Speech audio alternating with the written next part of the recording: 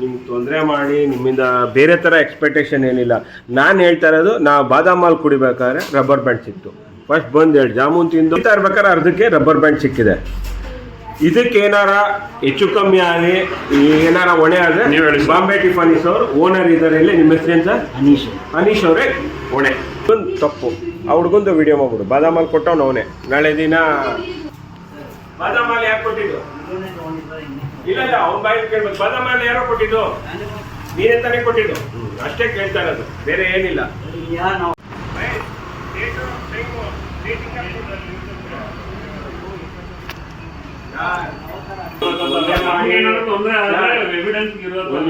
ನಿಮ್ಗೆ ತೊಂದರೆ ಮಾಡಿ ನಿಮ್ಮಿಂದ ಬೇರೆ ಥರ ಎಕ್ಸ್ಪೆಕ್ಟೇಷನ್ ಏನಿಲ್ಲ.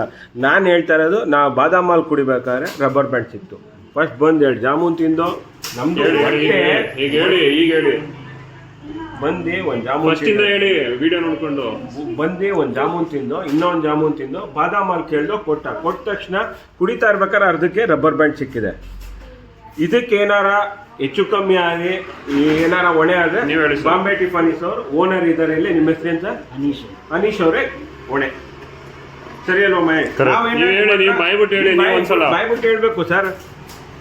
ಏನೇ ನನ್ನ ಹೆಲ್ತ್ ಇಶ್ಯೂ ಆದ್ರೆ ನೀವೇ ಹೊಣೆ, ಸರಿನಾ? ನಿಮ್ಮಿಂದ ನಾನು ಎಕ್ಸ್ಪೆಕ್ಟೇಷನ್ನು ಬೇರೆ ಥರ ನಾವು ಬಂದು ಗಲಾಟೆ ಮಾಡ್ತಾ ಇಲ್ಲ.